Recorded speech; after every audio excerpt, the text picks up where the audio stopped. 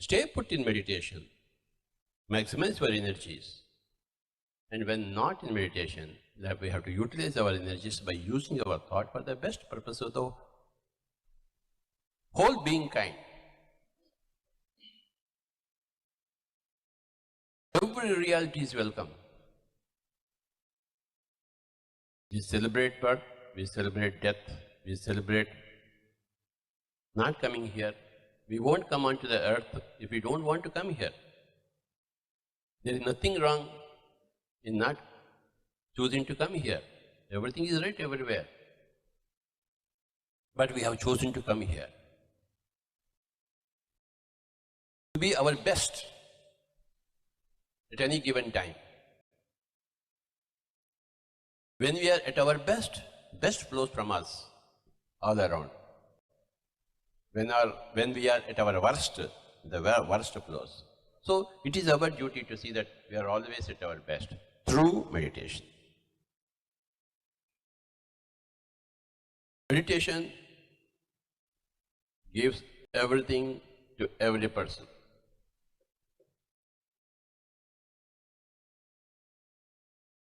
When you get everything, then you are in celebration. Celebration, celebration, celebration. Meditation, meditation, meditation. Celebration, celebration, celebration.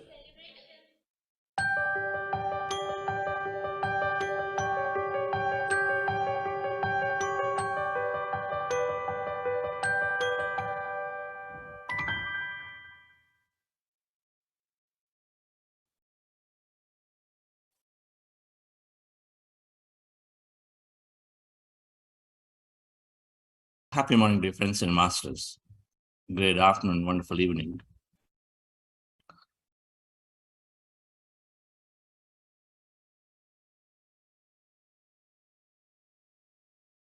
As we are coming to the concluding days of the program, it's very, very appropriate to contemplate upon what Patriji mentioned in that video. Death is welcome, life is welcome. He said, celebrate death. I used to hear in the hallways of PSSM, and then particularly when I was interacting with this Grand Master, Dr. Newton, that we have here. As much as you celebrate birth, death is just another passing stage. There's so many lives. We are not a mere random existence that we here for this birth alone.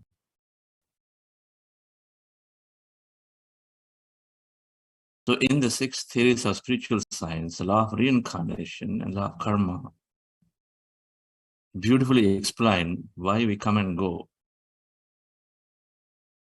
Now with quantum physics, we are talking about multi-dimensional personality with no time, no space, existing simultaneously, because everything is energy and matter. So it's got to be there somewhere in some form if it didn't exist here. The point is that we must explore in the path of spirituality, to be very open to explore this concept of what happens after life.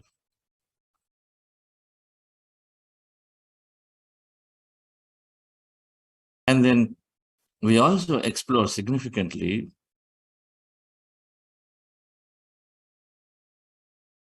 the concepts of what happened in our childhood and every life, this life and every life. Specifically because there is this understanding that we are as a personality that is defining our reality every day is significantly influenced during that time frame, during our childhood. Our personality creates our reality, and that personality significantly is influenced and developed, particularly during the childhood, or as during the entire lifetime. We know that up to 35, 40 years, typically is getting developed. exploring ourselves deeply into the present, into the past through various mechanisms, some of them being the concept of inner child, concept of past lives, concept of future lives, life between lives, is essential. Patriji, Dr. Newton always mentioned that these are essential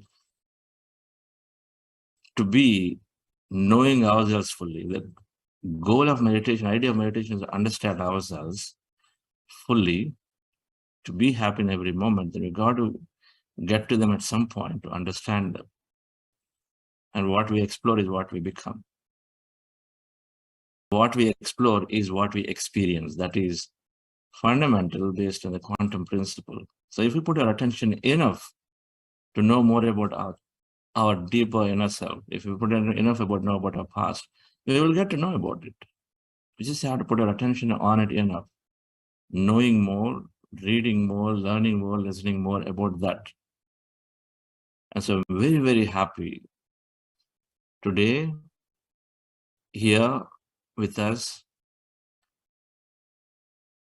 really a grand master, somebody that I have great, great respect for what he is exemplifying in his knowledge, his dedication, and his commitment,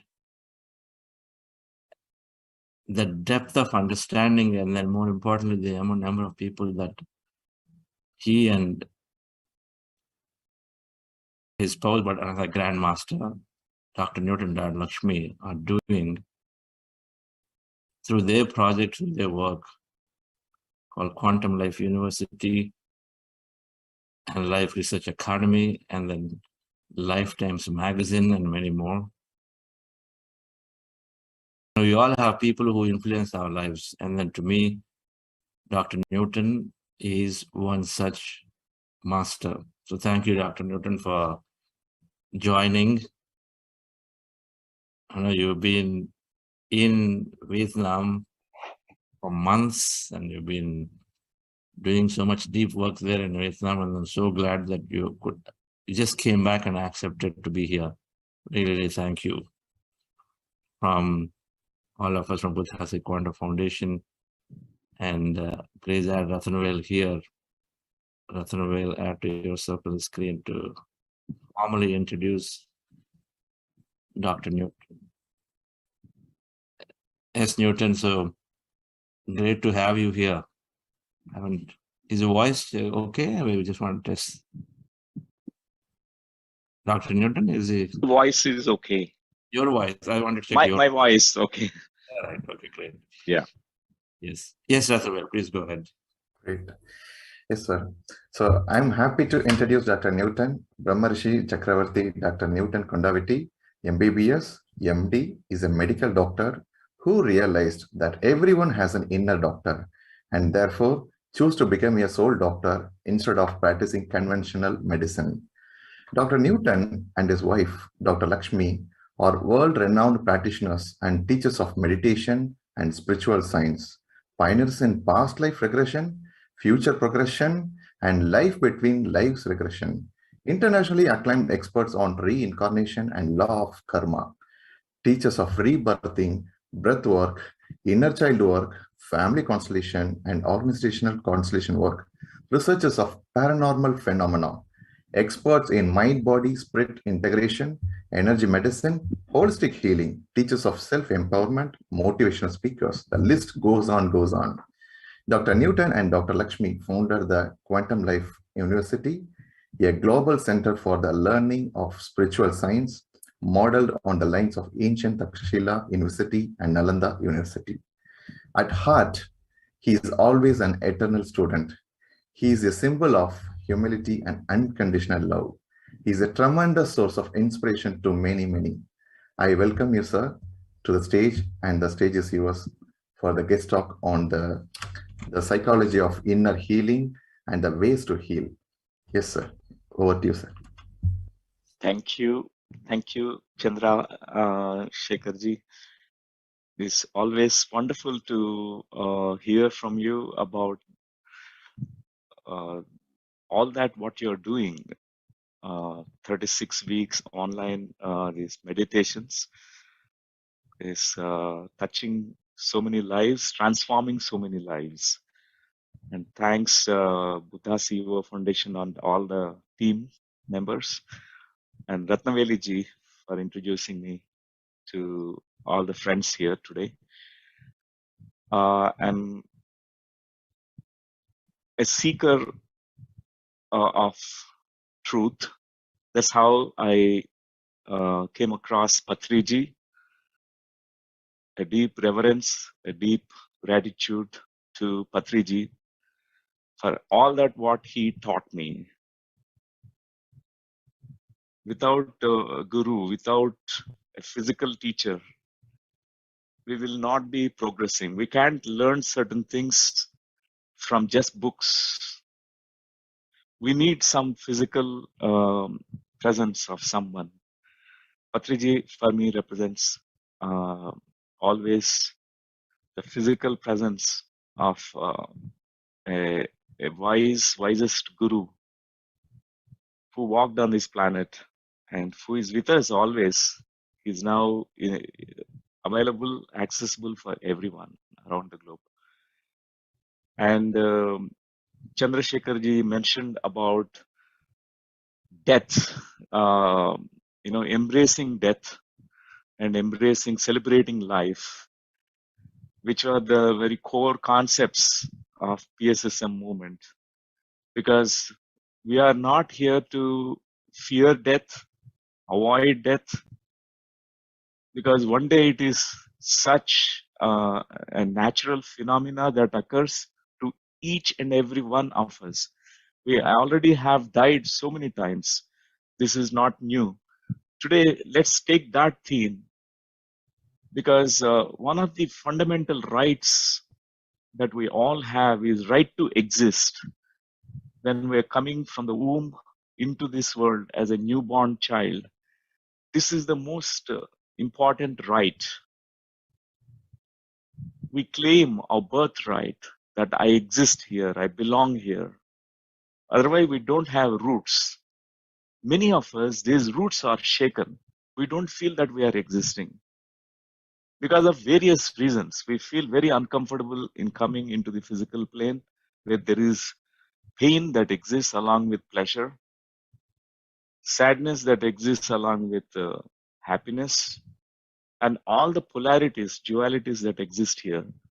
So embracing all that what is in front of us is so important and essential. Death is one such phenomena. Learning the art of dying is so important for every seeker of truth, every seeker of spiritual science. Buddha CEO Foundation, I have very deep respect for all that work, quality work, high quality teachings are brought onto this platform to offer to all seekers. So today, let's dive into meditation first. Later, we go into the topic to have the interaction. So dear friends, let's all close our eyes and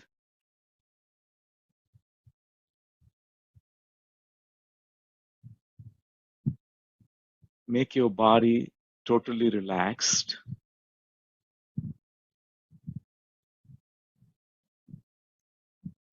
Because any meditation, it begins from the relaxation of the physical body. Without that, we don't feel relaxed. We don't even know what is meditation. There will be some background music. So we'll be hearing this music. At the same time, we keep expanding our consciousness, our awareness levels during this meditation.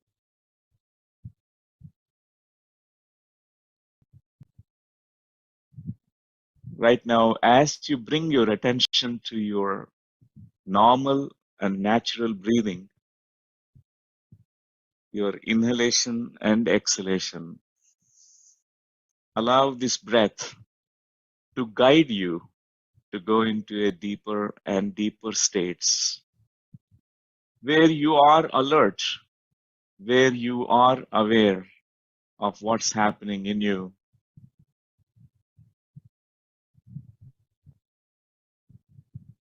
And I would like you to continue watching your inhalation and exhalation.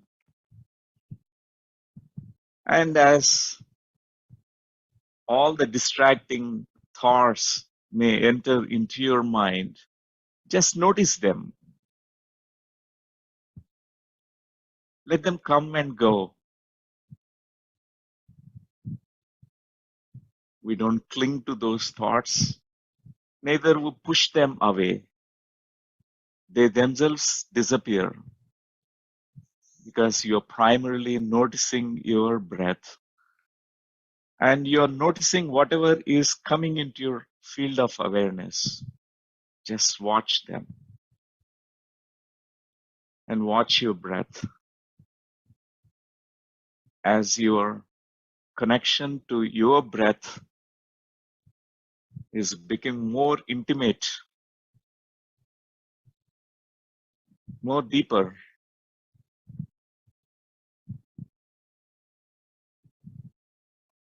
All those thought forms which are related to your past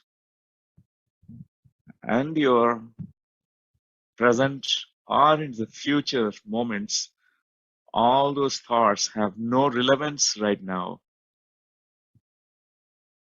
They just disappear like clouds in the sky. Just noticing your in-breath and out-breath and stepping into that stillness within. And I would like you to continue this inward journey from the physical to the non-physical, to the very essence in you. We have our deeper core, deeper essence, which is the expression of our soul energy. It is the fragrance of our own being here and now. I would like you to this stillness, keep going into the very center, the very core of your being. Let this stillness, let your breath be guides to you to step into the place where you know about who you are. You have the inner recognition about who you really are. Even though you have the awareness of your body, but you are much more than this body. You have awareness of the thoughts in your mind. You are much more than your thoughts in your mind. You have awareness of emotions and feelings, but you are much more than that. You are that consciousness which is witnessing and watching everything that is happening in you right this moment. Be in that place within you where you are experiencing beyond time and space, where there is no limitation of time and space. Suddenly, you step into an expanded consciousness beyond time and space, beyond body and mind. Once you are stepping into that deep inner core of your being with a curiosity to understand what is the death, what is life,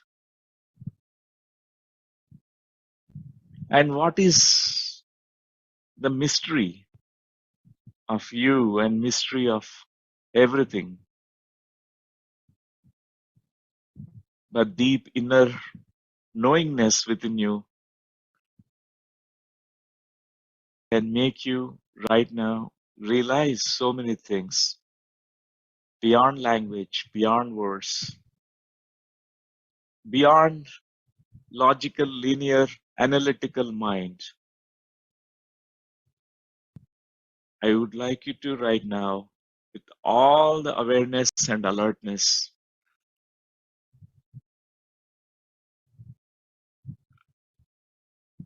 I would like you to pay attention to these two important aspects, two important things which we all experience. One is our life, which began with our birth, the physical life, and the second one is the death. Like we have these two eyes, left and right. On the left side, you can see the death, represent the death. On your right side, represent your life. Life that has come, the life that is all the time stepping into you. Right now, being curious, open to understand about life and death, birth and death. I would like you to just give all your attention to the death. Any fear, any resistance that shows up right now, we recognize, we notice that inner resistance towards death. We look at the death, into the eyes of the death, very deeply. You say to yourself that I am ready to face the inevitable death.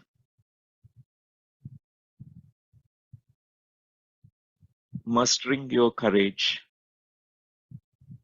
onto your left side, turning towards your left side, and taking steps, 3 steps, coming closer to the death, looking into the eyes of the death, which may symbolically appear to you as the darkness, and many symbols of death may appear at this moment. In whatever way that you connect with the death right now, it's all right. Look at it.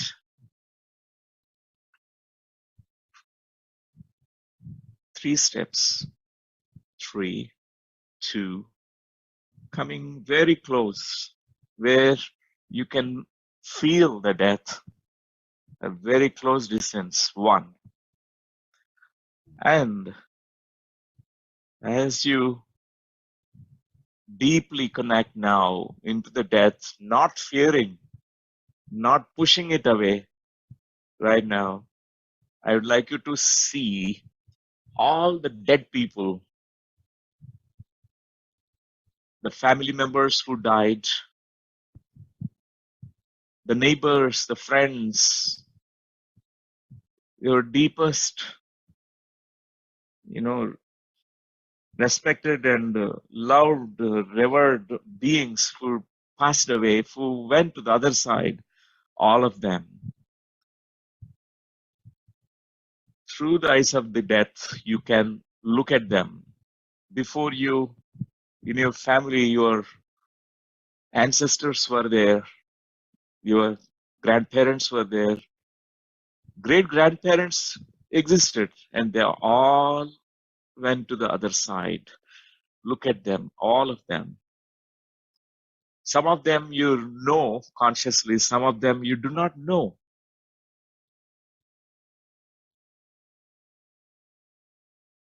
And you say to them, I see you all. And one day I will reach to this place where you all are residing.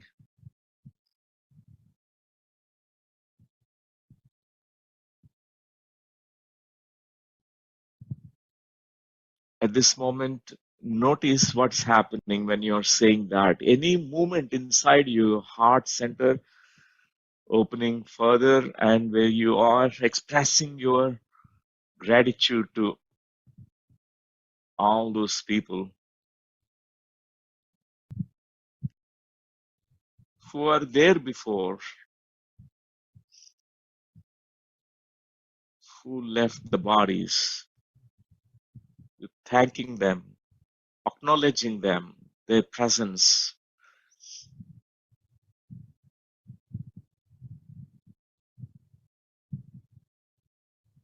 From this close distance,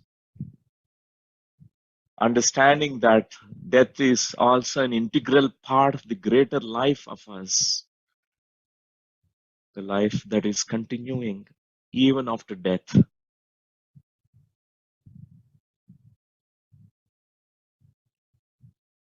And you are waving your hand to all those people who are residing in those soul realms, the realm of the dead, saying goodbye now. I'm going to come back here after I complete my mission, my divine purpose for which I incarnated on this planet Earth.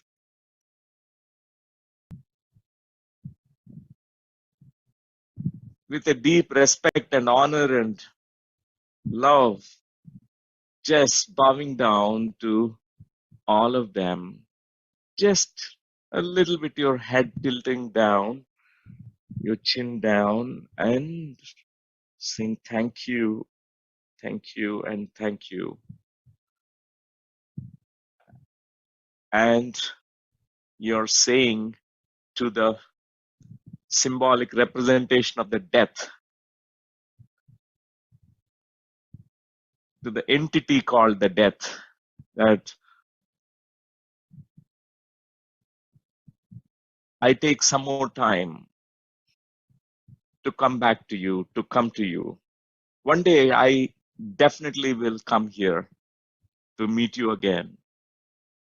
Before that, I have something important to complete. I have my purpose. Say to the entity called death, whatever that symbol of death that is in front of you, and take your steps back right now. 3 steps back, come back to the place where you are looking at the death and the life. 1, 2, and the 3rd step, come back. And at this moment, I would like you to turn towards life with deep connection, deep respect. The life that has something to offer to you, the life that wants you to fulfill something, the life that wants you to align, to live, celebrate your life fully. I'd like you to look into the eyes of the life force, which may symbolically appear to you as fresh, tender leaves which are coming up from a plant sapling. the plant tree that's growing and expanding, the life that is everywhere. The moment you are born in this physical plane, the life that is gifted to you, where you also said yes to life and stepped into your mother's womb, into the fetal body, and where you are born as a newborn baby with this life force, and you say thank you to your mother and father who prepared this physical vehicle so that you could experience this life. Matru Devo Bhava, Pitru Devo Bhava. Thank you, dear mother, dear father. I honor this gift of life by living fully, by living happily, living abundantly. Claim your uncompromised rights to exist in this physical plane. Say, I exist here. I belong. I have roots in this physical realm.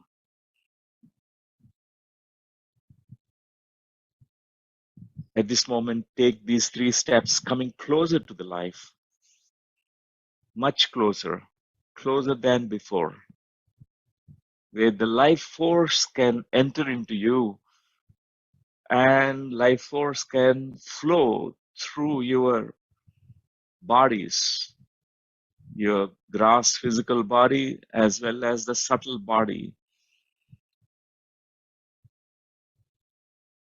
3, 2, and 1. Come closer to the death, closer to the life, looking into the eyes of the life. Let the life enter into you fully.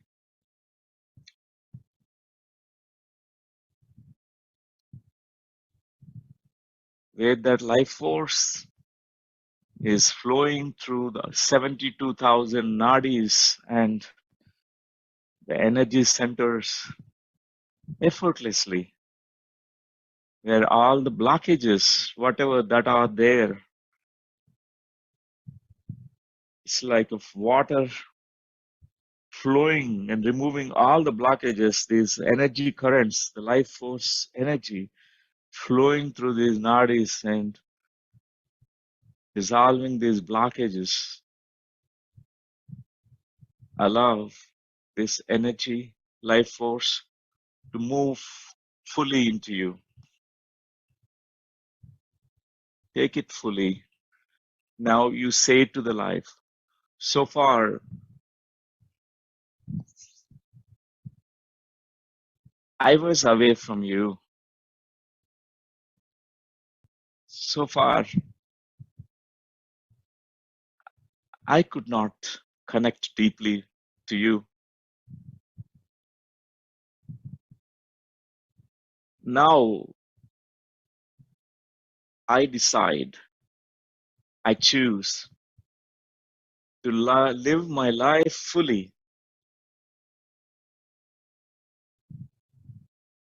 aligned to my purpose, the mission for which I incarnated. I live abundantly. I live with dignity and respect, with honor, with love, saying that you see all those people that whom you come across who always celebrated life. There are so many examples. The life which was celebrated, the life which was lived fully, every single moment, expressing life creatively, living life with joy, singing and dancing and expressing creatively. See those examples that you have come across in your life, in your family, in your friend circle, or people that you always admire because they are the examples of living life, celebrating life at this moment. Taking all that inspiration into you, I'd like you to come back to the place where you started the journey. Come back to that neutral place where you're watching the life and the death. 1, 2, and 3. At this moment, being here and now, here and now, with the deep respect, deep love, deep gratitude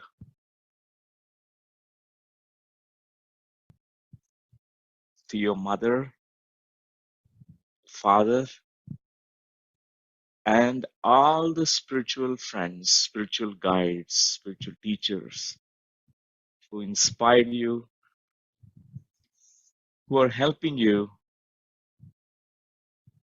to be born again, to live every single moment with a meaning and purpose. With this, I would like you to stay in this deep stillness, deep meditative awareness, to gather all that insights that you have gained from this experience of embracing death and taking the life fully into you. The next 2 minutes, I would like you to gather all the realizations that you had, insights that you gained.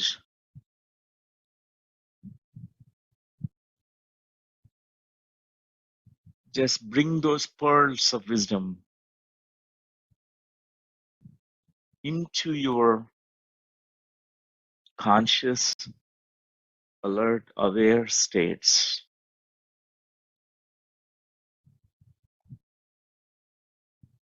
With a deep thank you,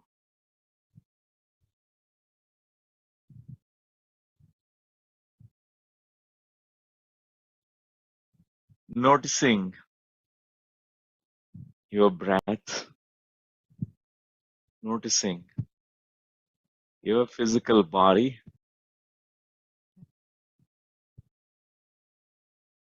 the sensations in the body,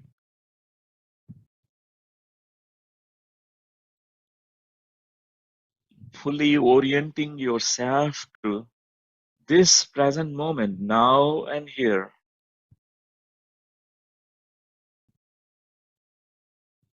With all the awareness.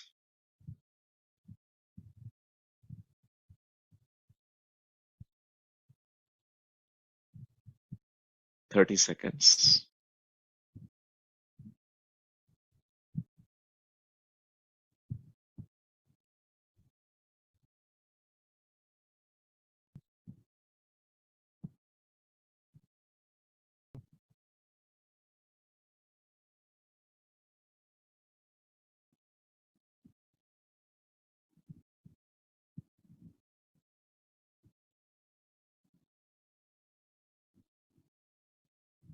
Fifteen seconds.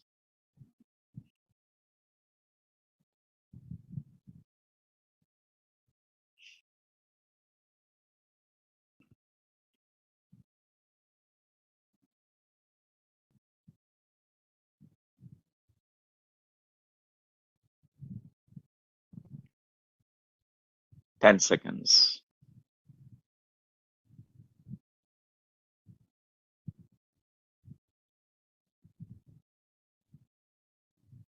coming back fully into this present moment.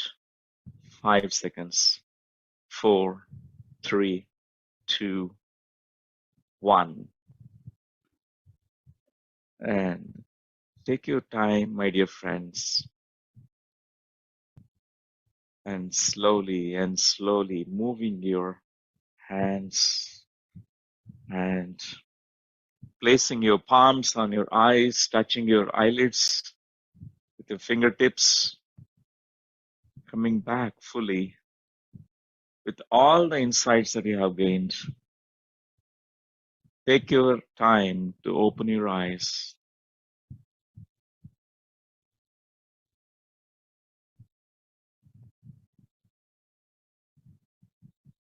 Welcome back.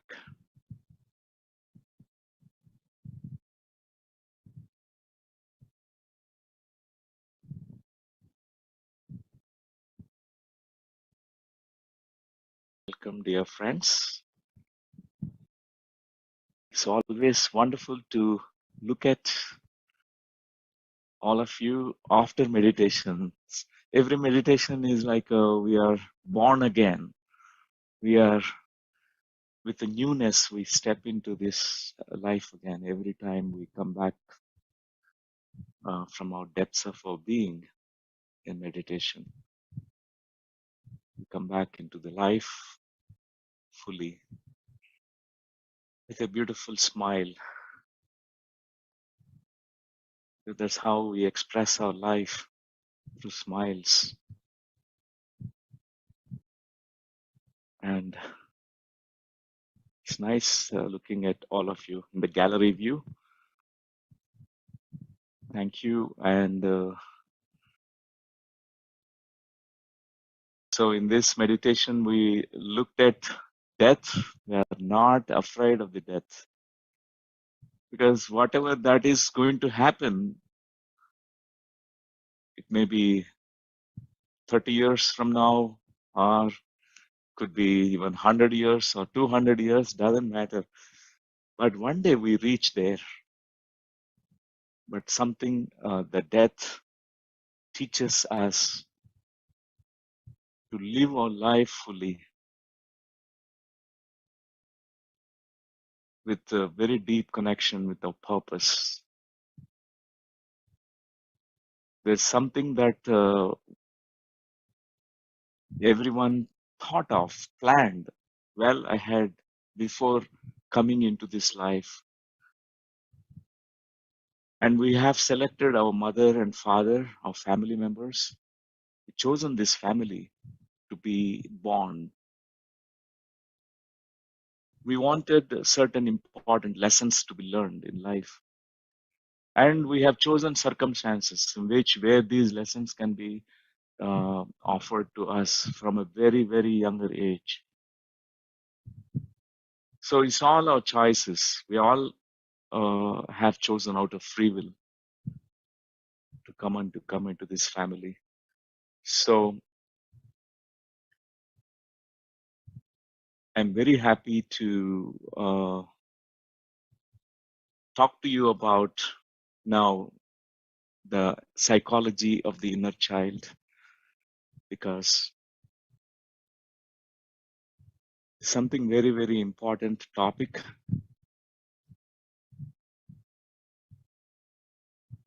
Our goal of all of us is to realize who we truly are. We may call that as enlightenment. We may call it as self-realization, or realizing the God within. And we may give many other terms, like words we use, like nirvana. We want to reach the nirvana state of nirvana. And there are certain definitely blockages which are pulling us back constantly. There are certain things which we need to deal with in our this current life. We may call them as certain kind of emotional, mental blockages.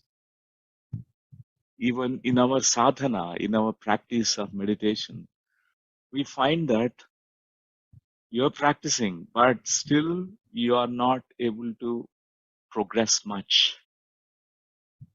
Somewhere we are falling back again to the old patterns. All of us have come with certain difficulties in our life, challenges in life, not difficulties, challenges. Without exception, everyone will have challenge. And there are some kind of negative situations as well. Even though we want to ignore them, want to move towards spiritual path, but they are there. They pull us back. They trouble us sometimes. Sometimes we struggle a lot. So there are certain beliefs we carry inside us, certain limiting beliefs. We experience these limiting thoughts, limiting beliefs, and emotional fears, certain emotional states in our life. Whenever these kind of situations or patterns are repeating in our life, situations are coming again, those unpleasant situations coming back to us in the relationships domain, or could be in the world where we are interacting with people. It could be anywhere. So these beliefs create experiences of our life, and these beliefs are formed when we were very, very young. Experiences that we went through, earlier experiences, created these beliefs. So it is like two things. One is belief, another is reality, the experiences we create. Belief creates experience. Experience in turn creates beliefs. For example, as a child, you were humiliated. You were punished because you did a mistake. From that time onwards, your learning process is delayed because we feel that I can be wrong. A child who is punished for mistakes will stop learning in life, because only through mistakes we learn. As a child, when we are walking, when we are playing with certain toys, sometimes we may break them. But a parent who is very, very harsh and saying, oh, you did a blunder, a mistake, and humiliating or punishing the child, it will create a belief that many beliefs, it can result into many beliefs that I'm guilty of it, I'm guilty of what I have done, and I can never learn. And always I fall, I fail. If I try to do something new, I will fail. We form certain beliefs based on our earlier experiences. So when I came into the spiritual path, my interest always was, what is that blocking us in reaching to our potential? Why all of us have such pure intentions, but why these intentions are not fulfilled? We are such magnificent, magical beings. Why we are not able to live our magnificence here? Why we are not able to translate our potentiality into kinetics? And that was the question always for me. And I recognize that a lot of conditioning that happens when we were children, right from the womb,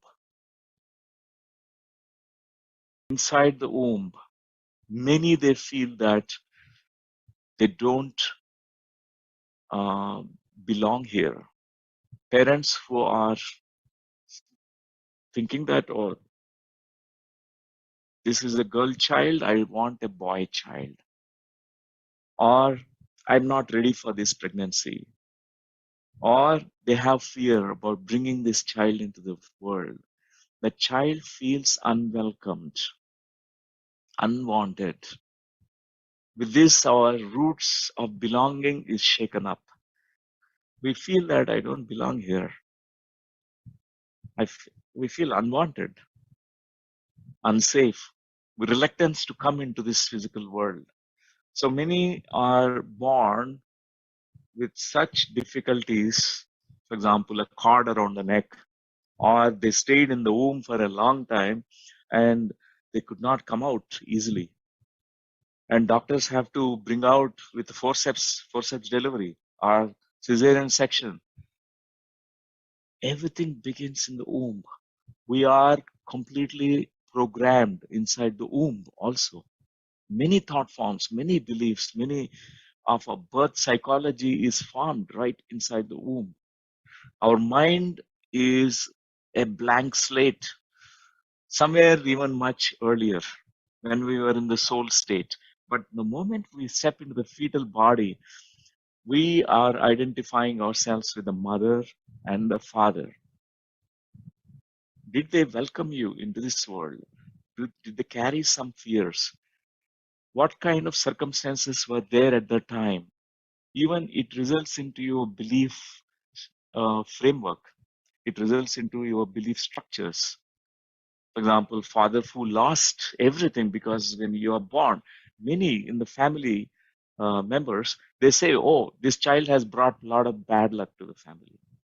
Even though they don't speak about it, but they have in their subconscious mind this thought form, oh, I brought unluck, bad luck to the family. And we are coming into this world with this thought, I bring bad luck. I'm a bad luck. I have bad luck in my hands. They are so deep rooted identity beliefs we all have that I am a failure, I am unworthy, I am a bad person, I'm a bad luck to the family, and such beliefs which are very, very limiting. Many they struggle to change these beliefs. Just changing the thought it won't change these beliefs because they are like deep boulders, deep unmovable structures which are formed in your psyche at a very younger age. They're like called imprints. A deep imprinting is done. And it's not that it's difficult to change. It's everything is changeable. But it need to be changed at that stage, at the deeper level, not at the superficial conscious mind level. It won't change. That's why many positive thinkers that, oh, I think positively. I say I'm confident, I'm intelligent, I exist, I can succeed in life. But these conscious thoughts will not be able to reprogram your subconscious mind, because your subconscious imprints, programming that is done is a very deep, at a deeper level. So when you are born also, we encountered the 3 years, first 3 years of age is called formative years, your foundation years, first 3 years of our life. When I was born, my parents given me to my grandmother. In most of the Indian families, it's normal. You know, our grandmothers, our grandparents, we send the children there because parents at that time are they're working very hard and to even to earn the bread for life for the family, they need to work hard. So with that intention to secure finances, to make the child have some bank accounts so that they can be joining in a good school. So parents give the child to grandparents, or there's some kind of, we keep them with the relatives and we work so hard. What happens is it results into certain blockages. When I was born, I was sent as 8 months old baby to my grandmother. I thought I don't have mother. Is to feel like an orphan. Without our mothers, without someone mirroring us, our positive traits as a young child, we miss something very valuable. I used to cry a lot as a child. I carry a lot of sadness. First time when I entered into meditation, I could actually look at all the sadness that I carried in my life, which I was hiding. I formed certain defense mechanisms so that I don't feel any sadness of me. Very intelligent way that I pushed all the sadness bottled up and inside my subconscious mind I kept it. It used to come back. I used to have very, very, dysfunctional habits like smoking and drinking alcohol. When I become very temperamental, used to become very violent. Even smallest triggers used to bring such anger in me. As a child, that was there. But I came into meditation path, and you can't avoid the stuff that is there inside you. So I was able to look into my childhood. I embraced my inner child. I could reprogram my inner child, re-imprint completely, decondition myself. So this mind is formed with all that what we have gone through in life, all the circumstances, situations, what you heard, we have to drop all that conditioning because it has mostly resulted into negative conditioning, many negative programs. We are programmed to fail. We are programmed to succeed in life. It's all programmed. Just like in a computer, we have many softwares which are programmed. We have many, many things unconsciously running. So meditation path is path of awareness. When we look into ourselves, we can't bypass these layers, the layer of the mind, the layer of emotions. All this, we have to go through them. And we will actually, whenever we recognize something as something like an imprint, which is formed at a very young age, we change it, reframe it. So we unlearn what we have learned. We become again the essence beings.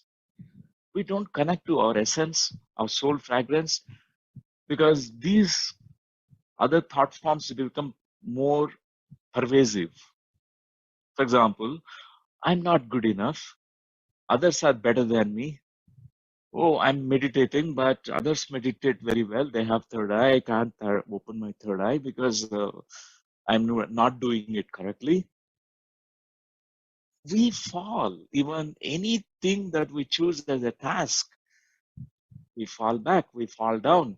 Because these beliefs and thoughts, they create your reality. They determine your life.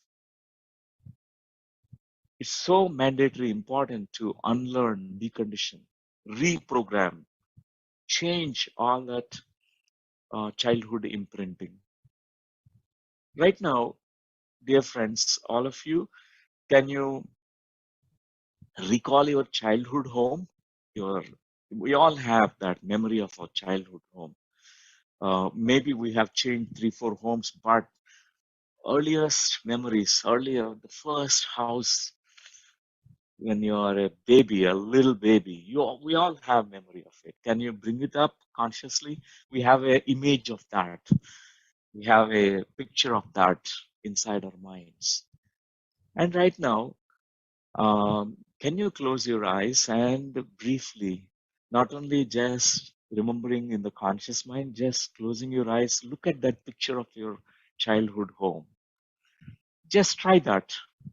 Bring that up, pull that memory record of the childhood home, and then look at the childhood home. Reconstruct that old memory of the childhood home. If it is a small independent house, and look at that. If it is an apartment where you are born and you lived there as a child, even that, reconstruct that image of that childhood home, the furniture, the home. Right now, I would like you to not only just remembering the details, I would like you to project your entire consciousness right now to that childhood home. Revisit, feel yourself there. Experience yourself being there in the childhood home once again. Walking into that home, looking at everything, suddenly you recall many things, many memories, many moments from your childhood. All the games that you played with your siblings, and all the pleasant experiences you had with your mom and dad, family dinners, festivals, celebrations, all that. Suddenly everything becomes so alive. Get it. Take all your time to navigate through all the rooms of your childhood home. Probably there's a bedroom where you used to sleep. There's a kitchen where mom used to cook food. And there's a place where you all sit down and have fun as a family. You remember, and suddenly you recognize many other things as well. Even the surrounding home, the road where we used to walk, come back to the home from your school, the veranda that is there, or if there is anything even outside, there's a garden. You remember that. Many details, many things will come up. Not only that, you suddenly have certain nostalgia, even certain deeper feelings, certain emotions. You access them because the childhood is the most beautiful time. We all have some golden moments, memories which we cherish always. And many, many positive memories. Not only that, there are certain memories which are very, very, very painful to us also, which resulted into certain negative beliefs, limiting beliefs, negative experiences. Just be open in that childhood home, navigating, touching, and looking at everything and remembering and accessing memories.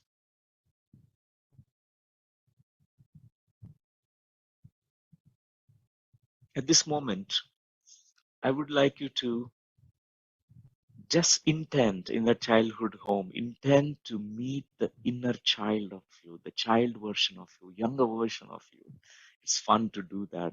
Now it is 2022, 25th October, 7:10 a.m. IST, Indian Standard Time. Right now, whatever time zone you are in, right now, as this version, future version, I would like you to look at the younger version. Meet that younger version of you, the child version of you in that childhood home. In the middle of the room, if you have to imagine that child, in what age group this child appears to you, imagine yourself connecting to that child version. Meet that child version of you, a young little boy, young little girl, and what dress code this child is wearing. Imagine yourself coming closer to the child and even to a close proximity where you can touch the child, hold the child. Being held is one of the deepest experiences as a human being. This child was held by the mother many times. She was holding us. Mom and dad, they were holding us. Right now, I would like you to be there for that child, holding that little baby, and say to this baby that I'm coming from the future time, 25th October 2022. I'm glad that I could find you today. I'm happy to be here with you today. Speak to that little girl, little boy from your heart.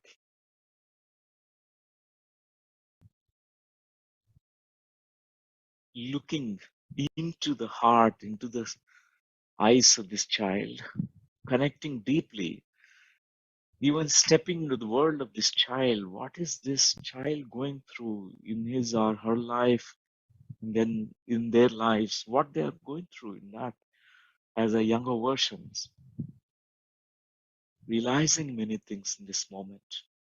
You say to this child that I am here for you, I'm there for you. If the child has gone through so many painful, difficult, challenging moments, you say to this child, I'm sorry that you have to go through all this all alone. I'm very sorry. It has brought you a lot of hurt. I'm there for you now. I would like you to transmit all that compassion, love, kindness, friendship to this child version of you.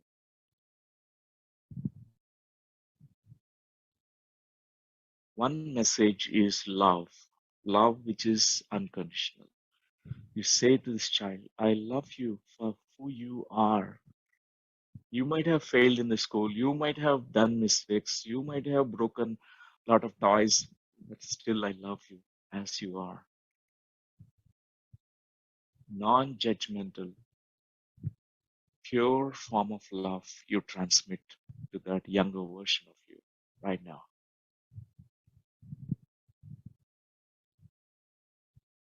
Just take 2 more moments, 2 more minutes, holding and embracing this inner child of you, the child version who is not far away. Right now, this child version is in you. Even that child who felt wounded,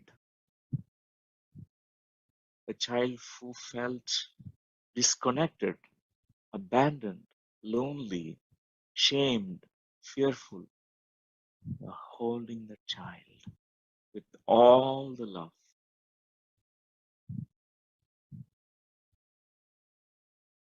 And at this moment, don't stop any kind of tears that comes out, the tears of joy, because it's a reconnection with your own younger version. Any tears, allow them. Tears are cleansing.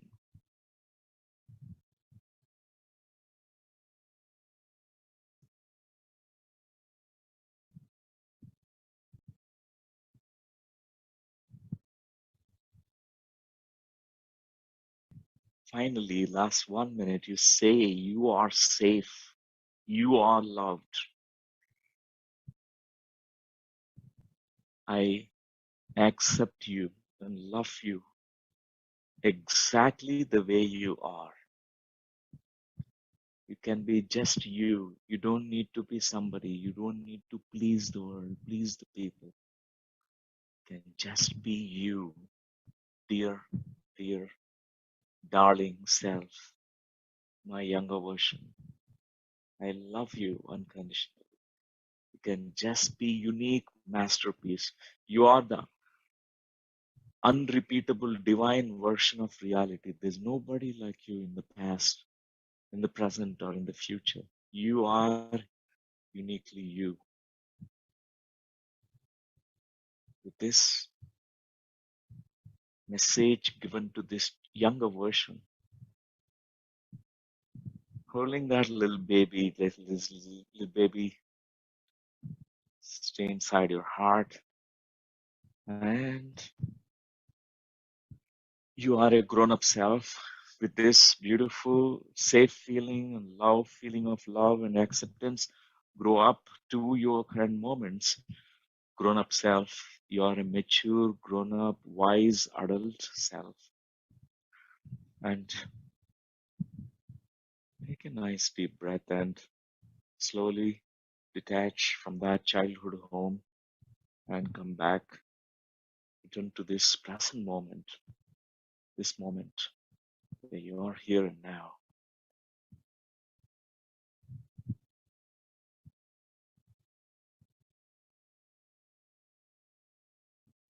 That's wonderful, friends.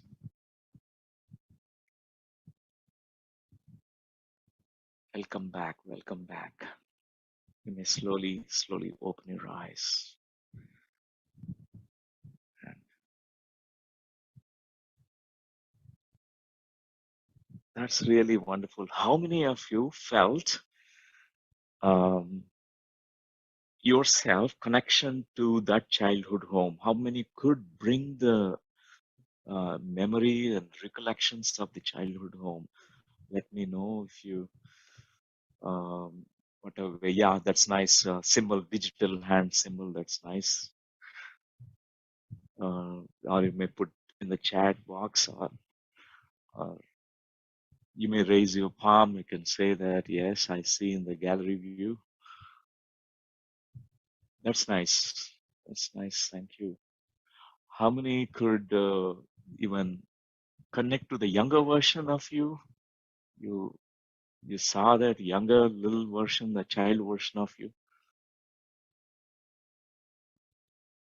Yeah, I did. Mallikarjun, and yes, Rajni, Lalwani ji, Nani. Yeah, that's nice. And how many felt certain emotions coming to you? Emotions like you felt the emotion because there is an empathy. We all feel that we empathize with the emotions which are not yours right now. You as an adult, you don't have those emotions, but when you connected to the child version, you felt those emotions. Yes. Yeah, scared and helpless. That's very good. Thank you. Because it's so important to acknowledge those feelings. My inner child was crying. I felt very sad for her. Yeah. And friends, if it is okay, I would like you to also wanted you to share so that I can throw some more light on it, and it will be a good interactive platform. And I request the Buddha CO team can help me to highlight those who would like to share. With your digital hand, if you raise, and the Buddha CO team members can help in. Yes, Newton. So we have Yeah. Yes, Rathanvel will do that. So we have Another Ramakrishna sir will. Yes, please. Yes, Rathanvel will do that. So we have Another Yes. Rathanvel will.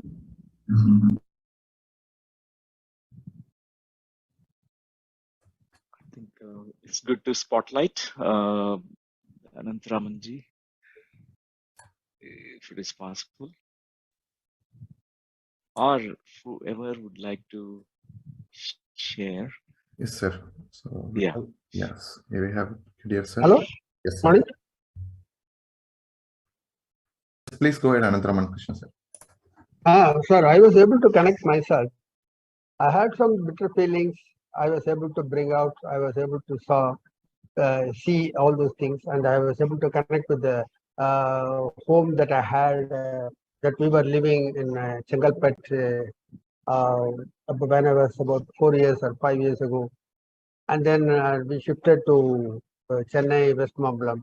All those things we were able to remember. and then the rooms that veranda, kitchen, all those things, and then the front place where we were playing cricket and the roadside, and then the friends, some of the friends I was able to recall their faces also, and uh, the playful things we had with our siblings and then our cousins, etc. All those things I was able to remember. And the school which I went, and then the classmates, some of the classmates' faces also I was able to recall. And then some of the teachers who taught us, all those things I was able to recall. And then subsequently, I was able to cajole myself also. So it's all part of the game. And I just want to forget about the bitter feelings which I had, Yeah, rather. yeah. So that's what. Is so wonderful because you went back almost many decades back. Yeah. Probably it is 60 or 50 decades or Yeah, 4 it decades is. or 50 It years was. back. I'm 72 only. 72. Only. Yeah. Only. Yes. Yeah. So I'm talking about when I was in third standard in Chengalpet. That was in 57, 58. Wow. And then we moved over to Chennai in 1958, somewhere. I joined in fourth standard from after completing third standard in Ramakrishna School in Chengalpet. Almost 60 years back you visited, yes, sir. Yes. 60 years back. Yes. It's so good always reconnecting to our younger version, the child version. It brings up so much of energy, access to that, the energy of the child, and we have suddenly a lot of gratitude. All those, I thank you very much. But for you, this memories I would not have recalled so vividly. Of course, maybe one or two thoughts might have come as a passing cloud, but not so vividly and continuously. I would not have experienced mixed feelings. Maybe I would have only bitter feelings, not the pleasant feelings. Bitter feelings. So, because of these bitter feelings that you felt is not really, unwelcome feelings. What you did in this meditation is you acknowledge those feelings. The child went through these bitter feelings. Yes, correct. And because this acknowledging these feelings is so important, because mostly we don't even, we try to put them in a closet and we hide them. And sometimes it keeps coming back into our life when we are all alone, when we are somewhere isolated. That time it comes back to us, these feelings. Particularly, my father was so harsh and used to beat us. Yeah. For even for small things. Yes. As you said that we all committing so many mistakes. As you said that once the child is punished, then the same thing happened to me also. Oh, right. Because he was so harsh and used to punish us. So harsh, yeah. So the child felt very, very shamed also. When a child is beaten, felt shamed. Oh, I did something. My father never liked me, and my father did not love me, and I'm punished because I'm a bad person. I'm wrong. I did wrong, and I am mistake. So this shame is such very deep, negative emotional energy in us. It has a consequence in our adult life. And he also used to shame us in public even when I requested not to do so. Yes, but the more I say, the more he used to go on. Correct. Shame us in public. Shame me. Yes. So all those bitter feelings I had. We had those bitter feelings. Yeah. Yes. And can you look at your father right now with yes, I am eyes? You are able to do. Yes. You say to your father, dear father, as a child, I went through this shame, these bitter feelings. Can you say to your father? Yes. Now you can say. Yes. I felt very shameful, very bitter, a lot of bitter feelings. Dear father, this was what happened to me as a child.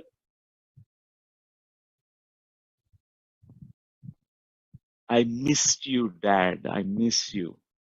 I miss all those moments where you can be so loving and nurturing towards us. I missed all that.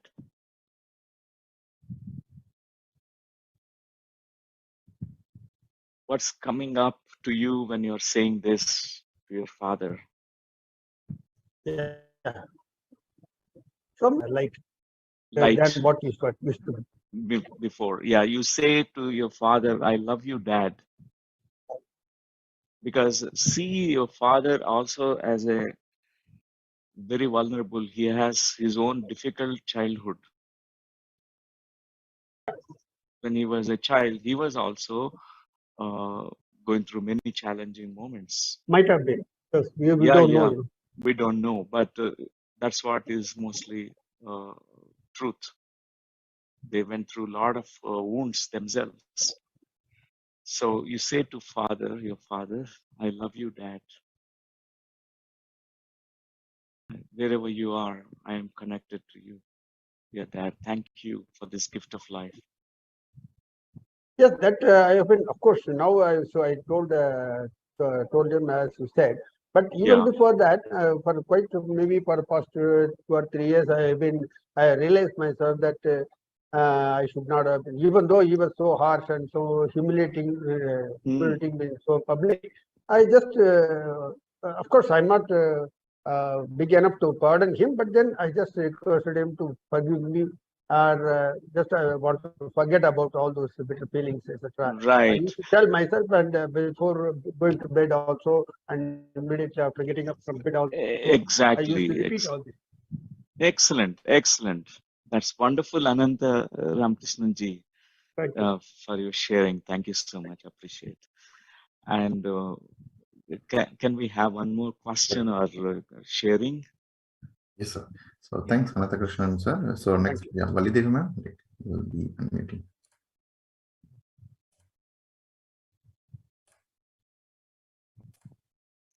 Yeah, please unmute. Yeah. Good morning, sir. Very happy Diwali. Thank you. Namaste. Yeah. Namaste. Deep gratitude. Have attended many of your master classes. So this is first time I'm sharing my inner child experience with you. Surprisingly, I connected to a teenager of myself. I could recall my two homes. One, I was probably around stayed till 10 years, 11 years, then teenage. I am into meditation through Chandra sir for last 2.5 years, and now I realize, many of our experience due to our childhood or previous life experience, right? So I observed when as I growing up, I was more of a boisterous, tomboyish kind of a girl, and so away from my cousins or my friends who are girls, and very naughty, very vocal. And I felt my family, especially my mother, felt very conscious of that, right? Oh, So, yeah. so all through my growing up years, she's been telling me, no, you're not supposed to talk like this. You're not supposed to do this, right? And I don't know. I had a very deep fear also growing up, unexplainable fear as a child. At the same time, very, very brave about many things which no other child would be, doing it. Very vocal, very upfront, and can tell anybody anything. So that conflict, I think I still carry to some extent, but I recognize that. So I connected to teenager of myself. I felt everybody's correcting me, everybody's looking at me that, oh, this is not the way to behave. I was the first child to wear jeans and go in a smaller village. Yeah. So I rebelled against many things. And I could really hold the teenager and say that that's fine the way you are. You can be happy, gay, and jumping, climbing the tree with your boy cousins. So that's fine. So, and yeah, that is what I could really connect. So as a much younger version of you, with whom you are so deeply connected, whose approvals you are looking for as a child. I think it's my father and It's also your my mother. mother Yeah, mother. also. Yeah, and also I have a very, very deep influence, very positive influence from my maternal grandfather. When I look back, I felt he's the only person who didn't judge me, Oh, the way I wow. was growing up, and always had a different kind of confidence in me. I was not great at studies, but I was great in many things. Very good. You But received the approvals from your yes, he grandfather. would always see me as somebody who will achieve big thing in life, even Yes. so I think with that confidence, even today I connect to him that, he saw me in that, right? So Yeah, my father and mother and my grandfather father. have, And yeah. who was expecting a boy child? Uh, Anybody expecting a boy child instead of a girl Uh, child? And no, I don't think so because my parents had a little late, and so they were more than welcome, and they had a lot of affection. And my father never restricted me for anything not doing. Yeah. Very, very open growing up environment. So you Only have siblings. You have yes, siblings. yes, my Uh, younger uh, brother and sister, and I was given a lot of attention. So lot of that way, attention. yes. Yeah, yeah. But I think hands in glove kind of a treatment, so that actually created more of Oh, right. yes, Yeah. yes, That's yeah, nice today, reconnecting to younger version of you, where yes, you validated all the experience of your younger version. yes. And I want to bring one thing. So I have a yeah, daughter of 10-year-old mm, who struggles with the deep fear of big noise and sound. And I see somewhere, growing up myself in her at times. I don't know it's the right relation, but this fear I never had. For balloon, she never attends a birthday party because of fear of balloon sound, mm, and even crackers. I think every child does, but I feel it is extreme level of fear. extreme. Oh, Yes, right. So your daughter had this fear when she was very young child, also less than 10 yes, years. Yeah, yes, even now she had that. Okay. yes, yes, Yeah. yes, Oh, right. So, from your own life yes, as a yes, sir. child, Yes, sir. what were your fears? Because children mirror parents. Right.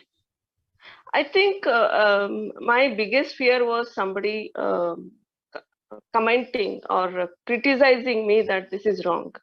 So Oh, I right. would hold back anything to do, and very cautious, extreme cautious about everything, right? Oh, yeah. Fearful. Anybody using a harsh tones, like a loud, very Yes, noisy?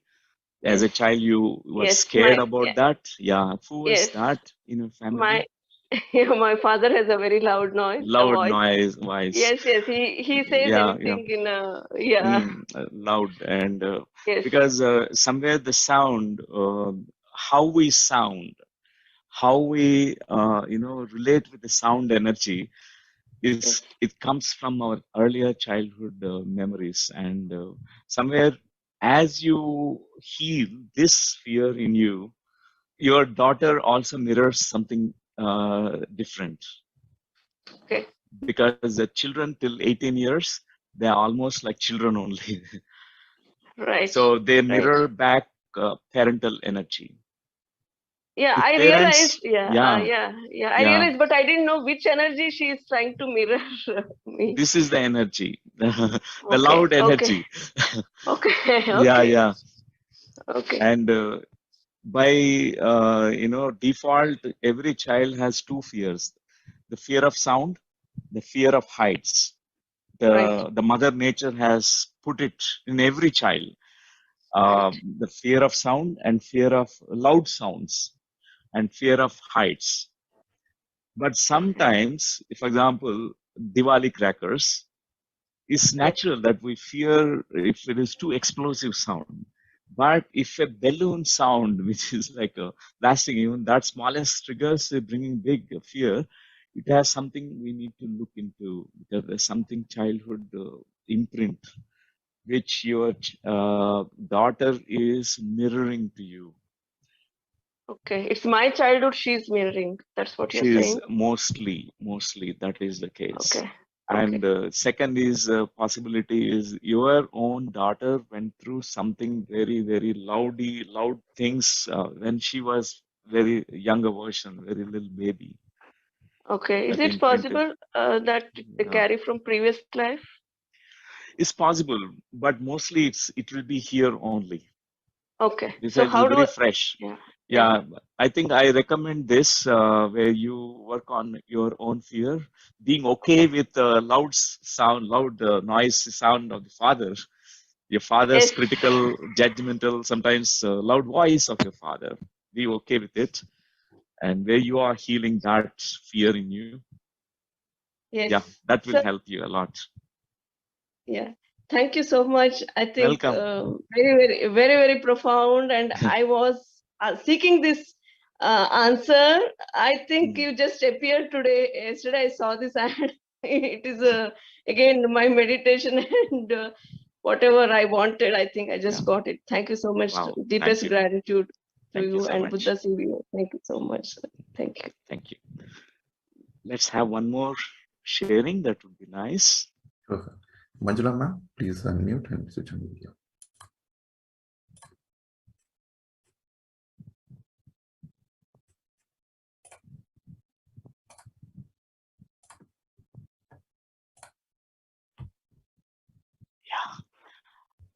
Hello. Hi, no, stay. I said happy Diwali. Thank you. I used to follow your videos of Lakshmi ma'am and you related to parenting and all. Yeah. And I think to clear out many of the blogs using Louise Hay childhood, mirror work and all. But today I realized I still have those within me, but not in extreme state, but I still have them. Some of the blogs, like some kind of abuses, and whenever my parents argue and fight, I always feel like helpless. Like I feel like I want to do something, like this. I used to hold myself like this and felt like I want to do something. I feel like it's happening because of me. Because sometimes, we don't do what they say and they may get angry, and from that the fight may start, and it will go to some extent where they use all the Right. words they should not use in front of the kids and all. So what you used to do at that time as a child, when parents used to fight and use abusive language, what you used to do? How you survived as a child? I usually play. I used to play with my things, and suddenly I can hear some of the noises coming, and some sounds that like my father was hitting my mother, something like that. And I feel like I just want, I have my toys and everything in my hand, right? I just want to throw them on my father, saying like, "Don't beat her." Oh, okay. So I feel like you used to stop them from fighting. How you used to stop their fights? No, I was so scared to go in between. In between, yeah, you're too young. Yeah, too small. I feel like they may hit me also. Right. Yeah. Yeah. And, not only that, I had so many things which I can't share, but I have recollected all those things. I'm just trying to work on them. Some of the abuse I have faced. Yeah. There are so many things. Correct. Thank you, Manjula ji, for sharing about this, because I know you love your family. You have very deep respect for family. But the facts are facts. These facts that happen, what happened in your childhood, created certain kind of imprints and beliefs for you, which we carry into adult life. The consequence for what we have gone through, consequences we face it now. And it's the energy of blame. For example, if we keep blaming the past, We keep blaming, oh, my parents are always fighting and that's why my life is now ruined. And we really will not be, not helpful at all. So what is helpful, going to be very helpful, is reparenting that child version. Whatever that child missed out, the child might have missed out the attention from parents because they are not giving their time to you. They're instead very busy in fighting with each other. Second, the kind words. The words are so important. Every child wants to hear not the abusive language, but the words which can uplift the spirit of the child. So these two things. And the third thing is the comfort, the safety, the safe feeling, which was missing for you. This I have missed because my mother used to work in farms and they just put us in, the swing, and they put a pot under the swing in just in case if we don't get hurt. All alone inside. Yeah, some of the old people who can't even walk. We do all the things in that swing only, what are the necessary things, everything in the correct. pot. So, yeah. So what is this child deciding in that moment when the child was kept like that? I was very little. I was a few because months the child believes in certain things in that moment. What's the belief that you formed as a young little baby? I'm lonely, alone. And I'm not getting what I need. The love, I feel like I want the touch. Yeah. So, and, After I have given birth to my child, I realized that I have been taking all those patterns. I'm showing all those patterns on him. Yeah. And he was doing the same. He was trying to get my attention, always being with me, always want to be in my, show, in my arms and all. And after I have implemented few of the things, I have seen, a lot of change in him. Like he is like playing by himself. Correct. Yes. It's nice, Manjula ji. And because these earlier decisions and beliefs that are formed in a child, for example, I'm lonely and my needs are not going to be fulfilled. No matter whatever I do, whatever I say, whatever I reach out for, they will not be fulfilled. My needs are not fulfilled because one of the fundamental rights is a right for need, right to choose, right to choose, right to need. This is compromised for you as a child. So the beliefs that are formed is my needs are not going to be fulfilled. We feel so empty inside. And it's nice that you're so courageous. You are able to bring up as an adult, took responsibility to alter that, changing your beliefs also. Thanks for sharing, Manjula ji. And I wish you all the best. Thank you, sir. Thank you so much for this meditation and knowledge. Without this, I couldn't have done all these. Thank you so much. That's wonderful, wonderful. Thank you. So any questions that are there, we can take up a few questions.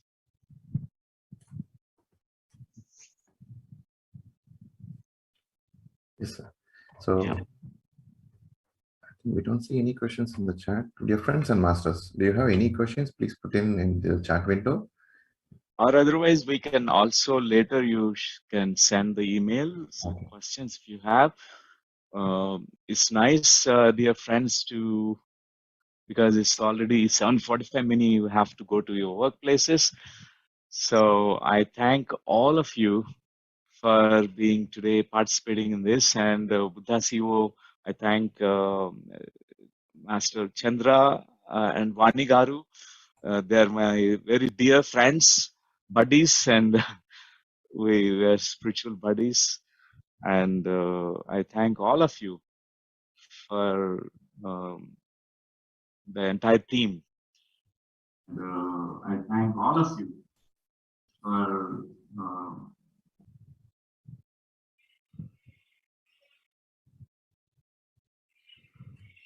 So between there is a question as well, sir. So how do you see that the inner child is healed? But can you say it again, the question? Yeah, how do we know that the inner child is healed? Healed. Okay. There are certain signs we see, indicators that the child is healed. Certain states we experience, the joy, the pure unconditional love, and third thing is connection, oneness, and the peace. Because whenever something that blocks are getting opened and healed, we see the repercussions, the consequence of that is the positive, flood of energy. We feel certain new feelings. So that's answer to your question. Thank you, sir. Thank you. Thank you.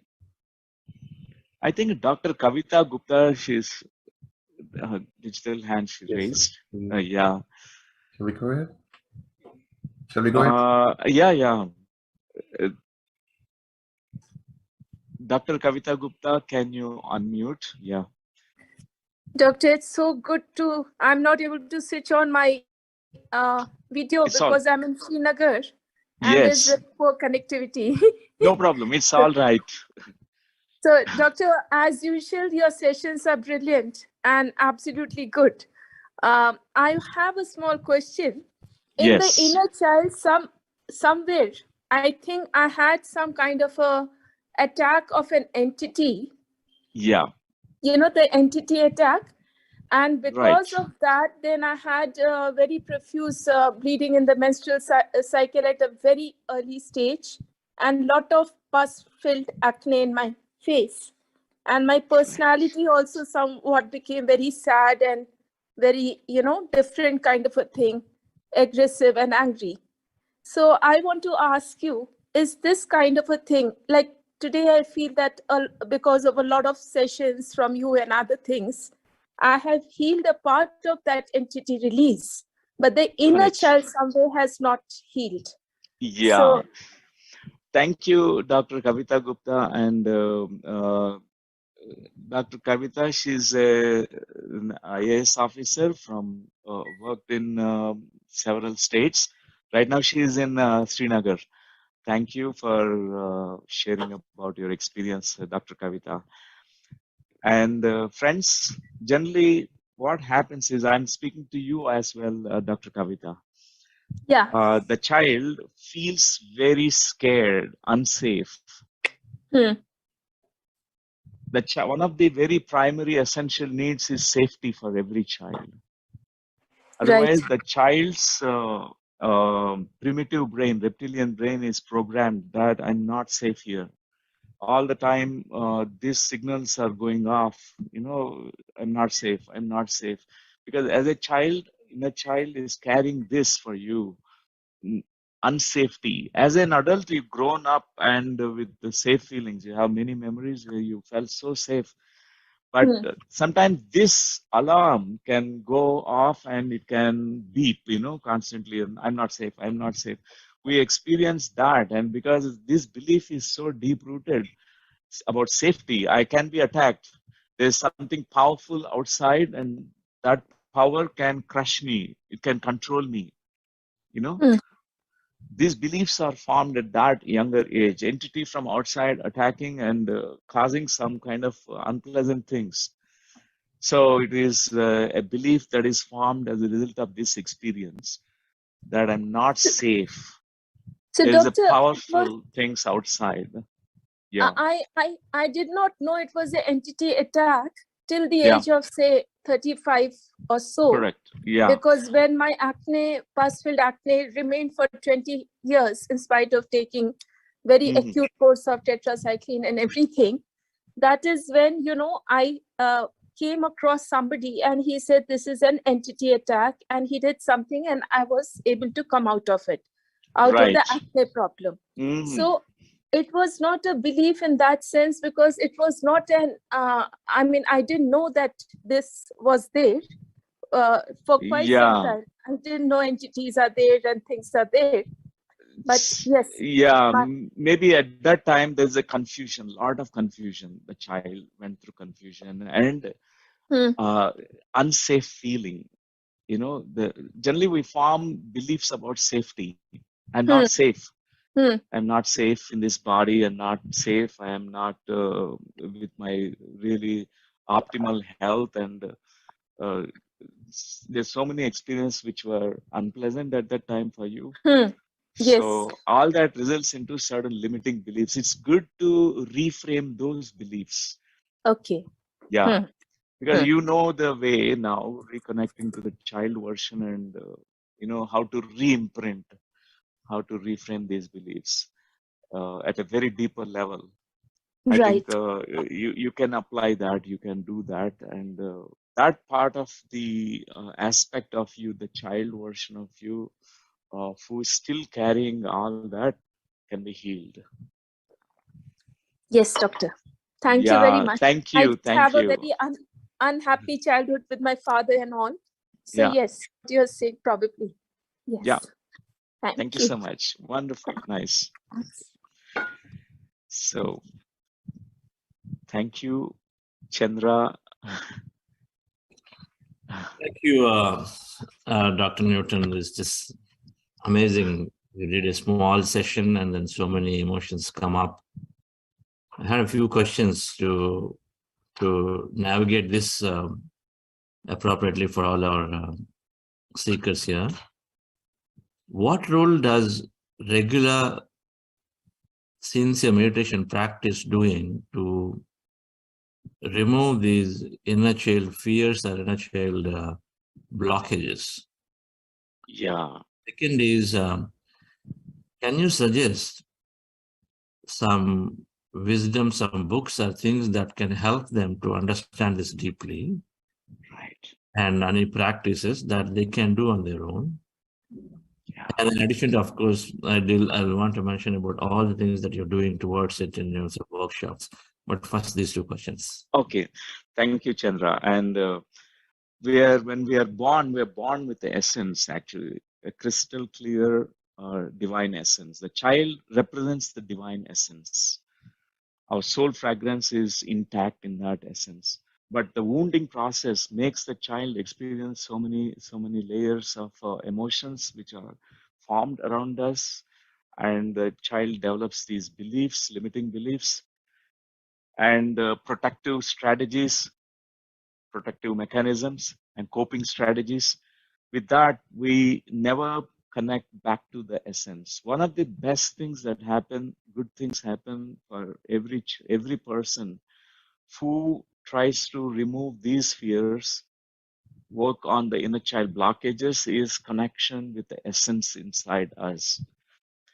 So our goal is to understand who we are, realize our own self.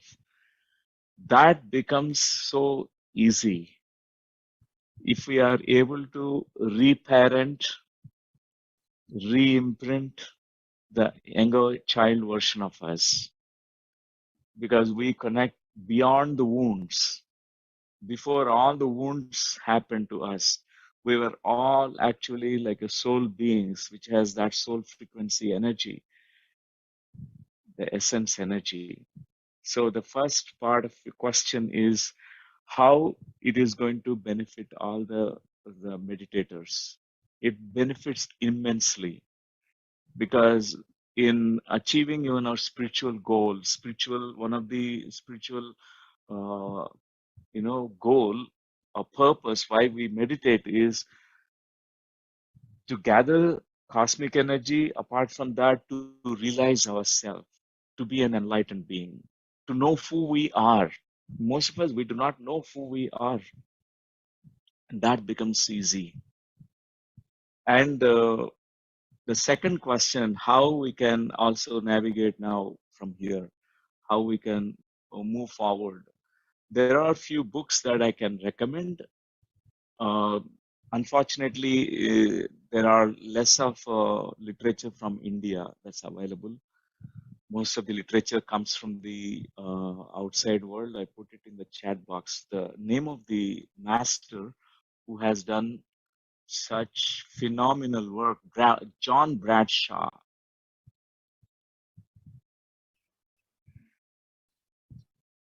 I think Bradshaw is the spelling is the same, or Bradshaw. Yeah. John Bradshaw, Homecoming. Homecoming is one of the books. He authored around 6 or 7 books, but all are pioneering. It's a pioneering work about the childhood deconditioning, the inner child. Because the whole life, if we don't deal with those issues, we might carry it for the whole life. Even though many meditate for such long duration, but they fall back again because these are very foundational imprints that are formed inside us.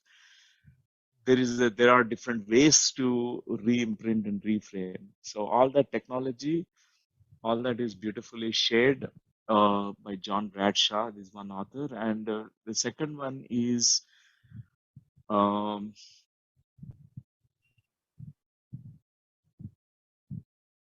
Osho, my favorite master.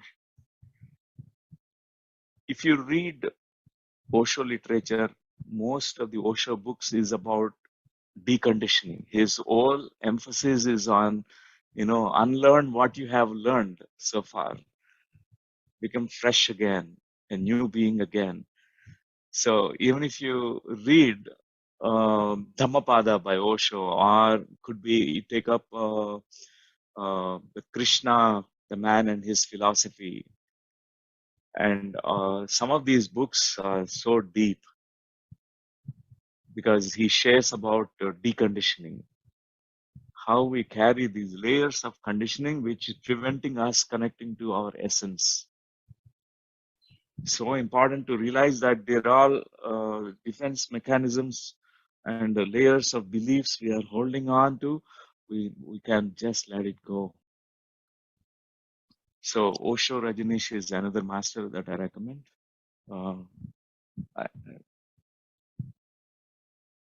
One more author, I am not getting the name.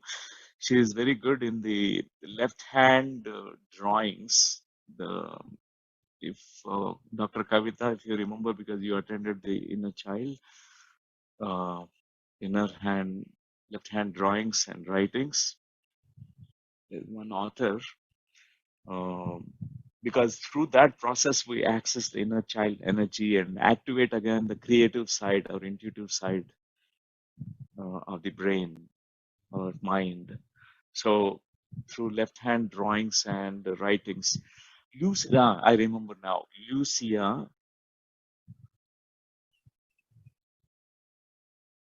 is a Italian name, probably that's why it's a little Capaccione. Spelling might be wrong. If you Google search this name, you'll get the title correctly. If someone can browse and put it in the chat box, it's really wonderful. So, Lucia Capaccione. I don't know how to pronounce it. Sorry. And because the literature, this spiritual literature can help immensely. Because this is the work called, it's a bridge, which bridges the gap. Because we can't bypass the certain things in our life, the mind particularly, and we have to stay using our mind at the same time, go beyond that, transcend the mind. These are the books which can be so helpful. There are certain practical exercises given in those books. You can also do those exercises like meditation, visualizations, which can be helpful. Yeah. Wonderful. Thank you, Dr. Newton. Thank you. We have books, but books are just pointers. They are there, but you are synthesizing of this with many, many things that you read, many things that you have, cases particularly you've seen that you help heal. And so personally, I've attended several of your programs, and everything is always very deep. So some of you who may not know, And if you're new, Dr. Newton and Dr. Lakshmi have designed so many programs. They're very, very deep, 5-day, 6-day courses with maybe 40 to 50 processes. Just that simple process that we did 2 or 3 today. And then there are many such processes that help us to see quicker, faster. Our meditation is a great tool. And then that emptiness, the connectedness that we're experiencing every day, and the wisdom we're gaining, that we are whole by ourselves, is helping us to overcome some of these. But there's always those deep-rooted beliefs, deep-rooted imprints, which are not going away. And when he started, Dr. Newton mentioned one thing, that we can do on our own sadhana, but there is the teacher presence helps us to significantly progress. And that's what I see in Dr. Newton and Dr. Lakshmi. When they take somebody through this journey of whether it's inner child, past life, whether it's relationships, whether it is many, many things that they've created. So Dr. Newton, when he announces a program called a soul coach, now he's announced a program called Inner Child, which is looking to do in a large group. And when he announces a program, generally it is done in 1 or 2 days. Now they're doing Inner Child program, but however in Telugu, for 500 people, I believe, minimum. And in a mass, in a large group, to see the energies that move.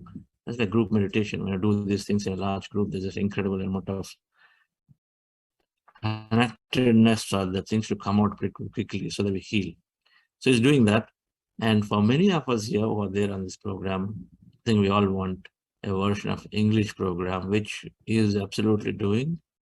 Not many though, not many, and maybe once or twice a year.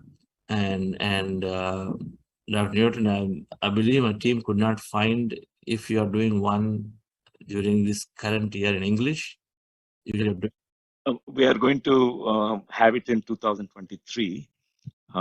Yeah, because now Soul Coach program and Antar Sisu in Telugu is happening at the campus. We will be announcing that we'll be having it, Chandra.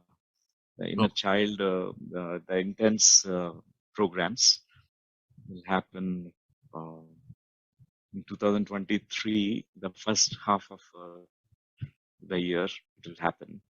Seems like we really need a book from you on Inner Child. Yeah, sure. Doing only one in 2023, and that's like so many months away, right? Yeah. There's so much to scale. So dear friends, anytime do look up QLU Global. And I sincerely believe that each of us, when we attend these programs, take time. It doesn't matter what subject it is. And Inner Child may be now next year. There'll always be some programs that QLU Dr. Newton is organizing to join that. Forget about the topic. It's just being in the presence, because ultimately they're all connected to the same truth. And so they'll come out in one way or the other, no matter what program we do. And so joining and then getting that personal guidance in presence will be wonderful. I have done several, and I continue to do less and less these days, but I've done so many ever since I started into this practice, and made sure that he was there in Pyramid Valley and attended so many programs here in Hyderabad and somewhere else in Bombay. So a great masters here. So thank you, Dr. Newton. And I wanted to say a few words. Behind him, that picture is this university, Quantum Life University, that is Dream.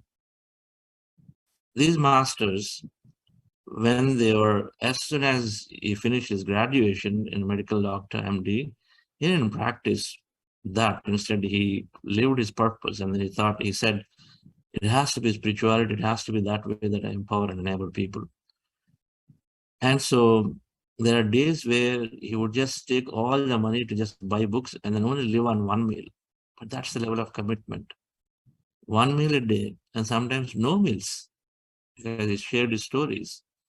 Because he loved books, he loved that he had to buy them. And so that is the commitment that he had when he was just graduated. And so his dream is to create this project along the lines of Takshila University to bring out the native wisdom, that ancient wisdom from that is there, deeply there with India, but of course worldwide now it's called New Spirituality. Bring all of that and teach to thousands of students, enable them. So Quantum Life University has been set up. There's a long way to go. Now certificate courses happen, but then diploma courses, undergrad courses, postgrad courses need to happen, infrastructure to be built. And we always are at Buddha Foundation, we want to be part of it. Personally, I'm associated with it, with him in his journey, his dreams, because selfless and total commitment, dedication, and bringing the deep wisdom. So anybody who's got any ideas here, anybody who wants to participate to make our life more meaningful, here is an opportunity. If someone absolute sincere in wanting to make this work as deep as possible to people. There isn't anyone that I've seen who has understood the whole of spiritual science. I know where it comes from. Patriji is there, and he is the most favorite student. Let me put that way to Patriji. Most favorite student.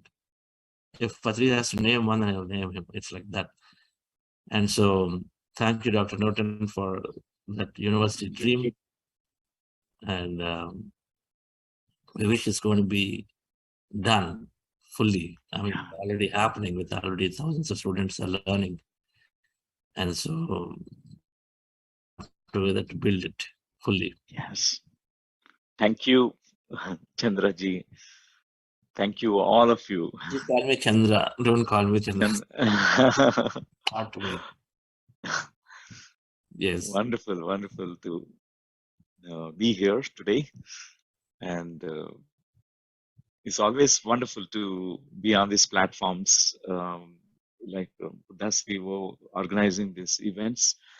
Very transformative, and whoever participates, the feedback that I receive from the participants is amazing. Always it's very profound transformations they share. And thank you, Chandra, for what you are doing. And I feel inspired always.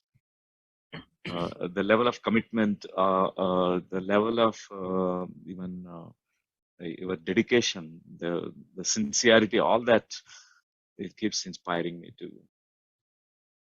Thank you, Dr. Norton. My inspiration always came from Patriji and you. Simple. Patriji and you. And my learnings are Patriji and you. Majority. Books are pointers, but in terms of applying practically, it's got to be teachers like you. So thank you to you, Dr. Lakshmi. And we hope to, depending on how his dates permit, to have a deep-rooted advanced workshop and one day a two-day workshop that we will look to work with him and bring it out sometime into 23. Thank you. And then, of course, QLU Global is always there for us to go and attend and then explore. And many of his students, many of the masters that he created are doing the regular workshops. Of course, Buddha Seva community knows about it. We're always bringing, but it's a great idea to be on his news on their list. And QLU Global, it's a great idea to register one program, so on the list, so always get connected to them. Thank you, Dr. Nathan. Thank you. Thank you, Chandra. Thank you. Thank you. Thank you all. Yes. Yeah. And tomorrow we are, launching our Buddha CEO next magazine issue, dear friends. And so Madam Swarnamala Patri Madam, Karthikeyan sir, potentially SVB sir, all of them will be there to release this issue dedicated to my grand teacher Patriji. But of course, it always brings a lot of other wisdom, corporate wisdom. So we're going to have that as a core theme and session. We're going to take messages from them in addition to meditation on our 38th day tomorrow. Thank you all. So we'll see you all at 6 o'clock tomorrow again. Thank you. Thank you. Thank you. I am. I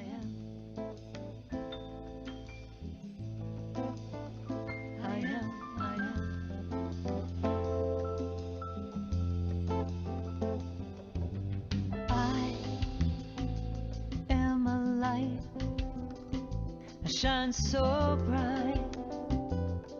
I illuminate the darkness. I am a light. I shine so bright. I illuminate the darkness. There are times when